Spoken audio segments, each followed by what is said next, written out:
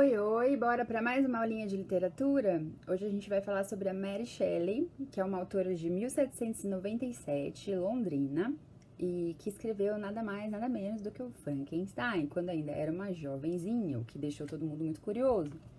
A Mary era filha de intelectuais, eles eram políticos radicais, inclusive. A mãe dela foi uma feminista pioneira, muito assim, influente no movimento feminista, deixou vários escritos, inclusive um livro chamado Vindicação dos Direitos da Mulher, que até hoje é referência aí no assunto. Mas ela perdeu a mãe muito cedo, ela tinha apenas 10 dias de vida quando a mãe faleceu. Então ela foi criada por seu pai, que deu para ela aí uma formação intelectual informal, mas riquíssima, né? Então o pai dela era editor, escritor, tinha uma livraria, a biblioteca de casa era boa, então talvez possivelmente ela tenha tido uma formação melhor do que ela teria na escola da época, onde geralmente nem se aceitavam meninas, né? A Mary, ela vai se casar com o Percy Shelley, que é um poeta famoso inglês da época do romantismo, também filósofo, amigo do Lord Byron, né? Eles têm uma relação conturbada desde o início, porque o Shelley ainda é casado e a gente tem que lembrar nessa época que os casamentos eram arranjados, os relacionamentos eram todos tortuosos, e eles acabam indo viver juntos, apesar das circunstâncias, assim, informais da relação deles, e eles só podem se casar de fato quando a primeira esposa do Shelley se suicida, infelizmente, né?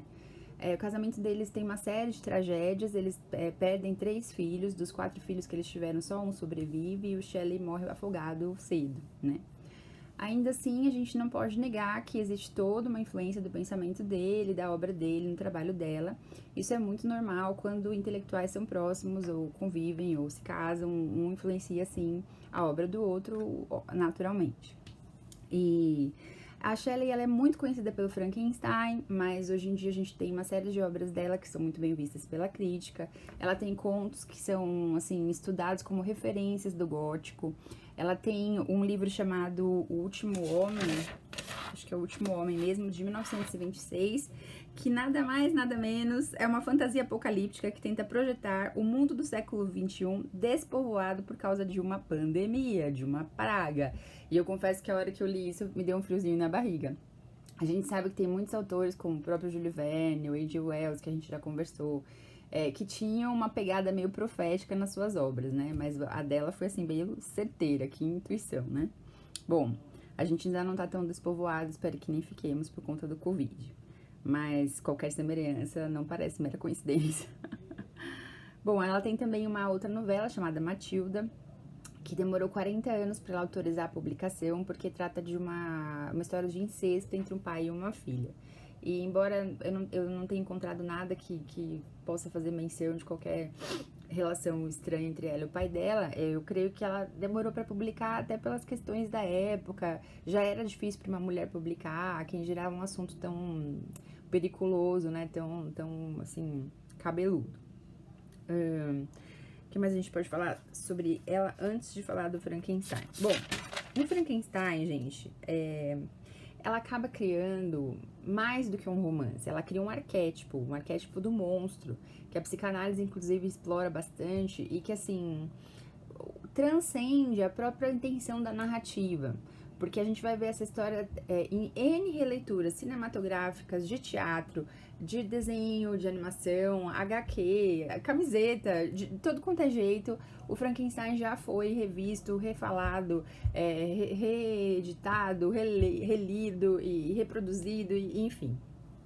É tanta esse desenvolvimento, né, da retomada dessa narrativa, que as pessoas que têm contato com esses outros trabalhos antes de ler o romance acabam ficando meio perplexas quando leem a obra em si, porque é uma pegada bem diferente. Quem começou a ler aí o Frankenstein deve ter percebido, né? Essa obra teve uma enorme influência na ficção científica subsequente. Autores como Dickens e até o Karl Marx vão ser influenciados pela questão do Frankenstein. A gente vai falar mais sobre esse trabalho especificamente na sexta-feira, na nossa aula do Zoom. A gente vai ler quotes, vai dar outras informações a respeito do livro Frankenstein. Mas eu queria ler com vocês rapidinho um trecho da introdução que ela mesma faz para a obra Frankenstein, Porque como ela era muito jovem quando ela escreveu, é uma pergunta que é muito recorrente entre os críticos, jornalistas, pessoas que liam o trabalho dela, amigos, parentes, enfim, era, nossa, como uma menina, uma jovem, uma flor, né? Poderia ter imaginado uma coisa tão terrível. E aí ela vai explicar um pouco da história dessa narrativa, contando um pouco da vida dela. Então eu acho interessante a gente ler a própria Mary, tá bom? Eu tô lendo aqui nessa edição da Edra, que é a que eu tenho, e a página é a 26. A gente vai lendo rapidinho, conversando. Bom, não fiz de mim mesma a heroína das minhas histórias. No que tocava a mim, a vida parecia um assunto por demais prosaico. Não era capaz de me imaginar em meio a assombros românticos ou acontecimentos extraordinários como estivesse a eles destinado. Nem por isso, é bom dizer, estava confinada à minha própria identidade e povoava minhas horas com criações mais interessantes para mim, naquela idade, do que as minhas próprias sensações. Depois disso, a minha vida foi se enchendo de ocupações e responsabilidades e a realidade tomou o lugar da imaginação. Meu marido, contudo, desde o princípio me incentivou, e com não pouca energia para que fizesse justiça a meus pais e incluísse o meu nome nas páginas da fama. Todo o tempo ele me instigou para que eu granjeasse reputação literária, a qual eu própria não intencionava buscar, ainda que posteriormente eu tenha me tornado tão indiferente a ela. Naquelas alturas, ele desejava que eu escrevesse, não tanto sob o princípio de que eu devesse produzir qualquer coisa digna de atenção e louvor, mas para que ele pudesse, ele próprio, julgar quanto eu trazia comigo de promessas de obras melhores. Eu, contudo, nada fiz. As viagens e os cuidados da família tomavam meu tempo, e o estudo baseado em leituras e o enriquecimento das minhas ideias na comunicação com seu ainda mais cultivado pensamento eram, em termos de literatura, tudo que eu empenhava minha atenção. E essa troca entre eles deve ter sido muito interessante, né?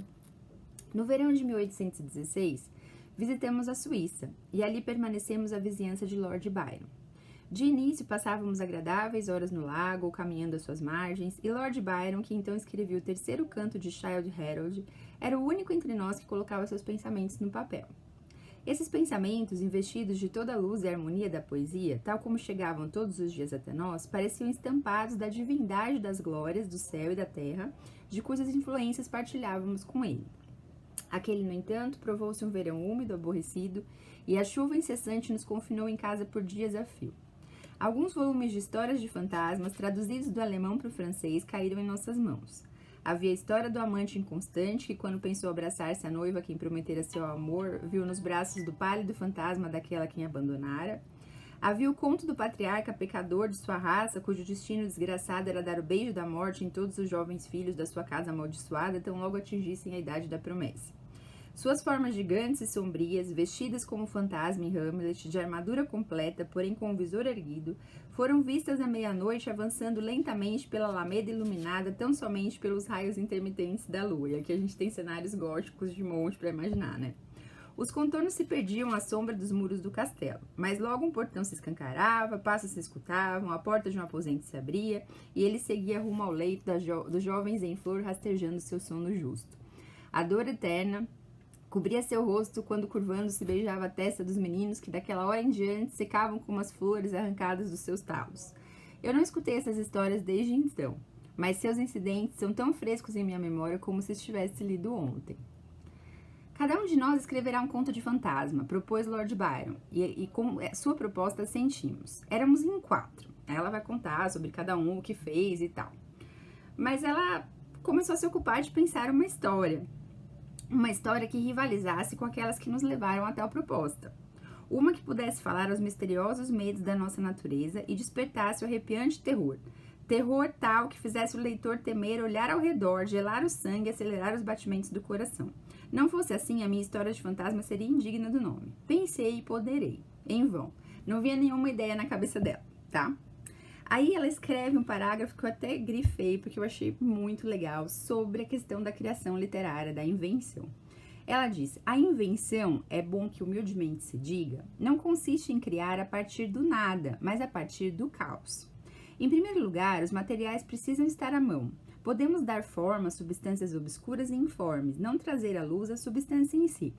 No que se refere à descoberta e à invenção, mesmo as que sejam da alçada da imaginação, somos continuamente lembrados da história do ovo de Colombo.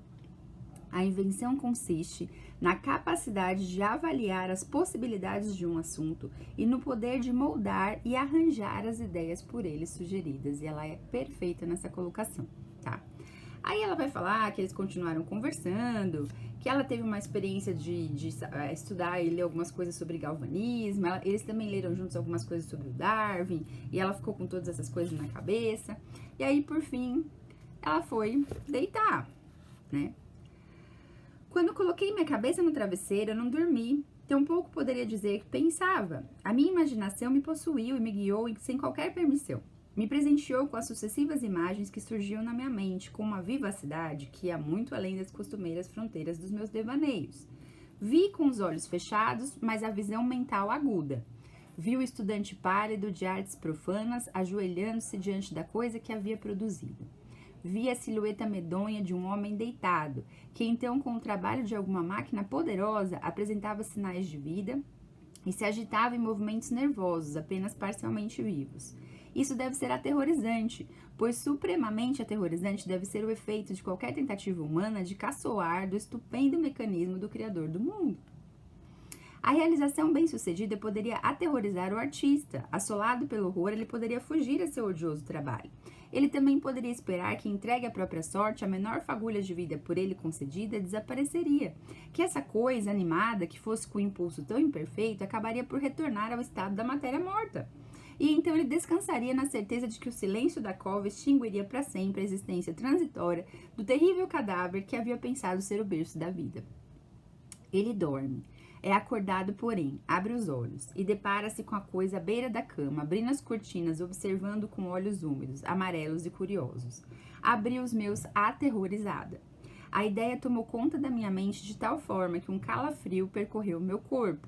Ela tentou se desvencilhar dessa imagem, tamanho foi o medo que ela ficou da situação toda.